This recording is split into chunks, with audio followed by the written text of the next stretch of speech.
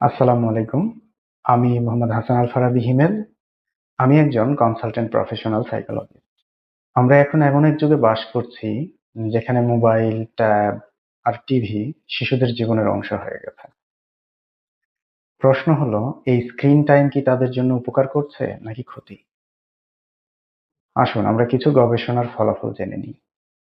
American academy of paediatrics AAP বলেছে ২ বছরের নিচে স্ক্রিন টাইম একেবারেই পরিহারযোগ্য।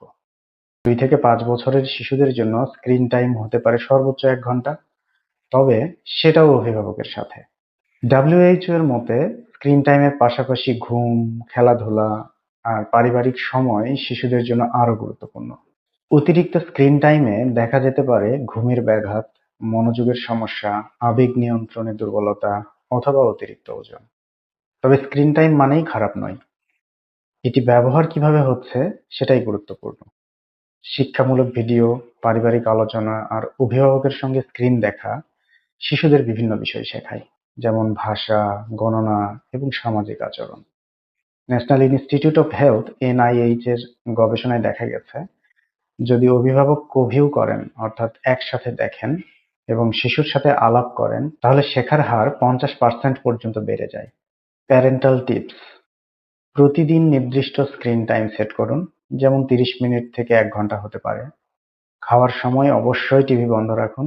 সপ্তাহে ১ দিন নন স্ক্রিন ডে পালন করুন। বেড টাইমের ১ ঘন্টা আগে স্ক্রিন অবশ্যই বন্ধ রাখুন। খেলা, গল্প শোনা বা কথা বলার মতো বিকল্পগুলো তৈরি করুন। স্ক্রিন এমনভাবে আমাদের জীবনের অংশ হয়ে উঠেছে যে এটিকে একেবারেই দূর করা সম্ভব নয়। কিন্তু বুদ্ধিমত্তা আর ভালোবাসা দিয়ে সেটাকে আমরা শিশুদের বিকাশের সহায়ক করতে পারি। আপনি সচেতন থেকে পাশে থাকলে ওর চোখ শুধু স্ক্রিনে নয়, জীবনের সৌন্দর্যের দিকেও খুলবে। আরো অনেক অভিভাবককে সচেতন করতে আপনি চাইলে ভিডিওটি শেয়ার করতে পারেন।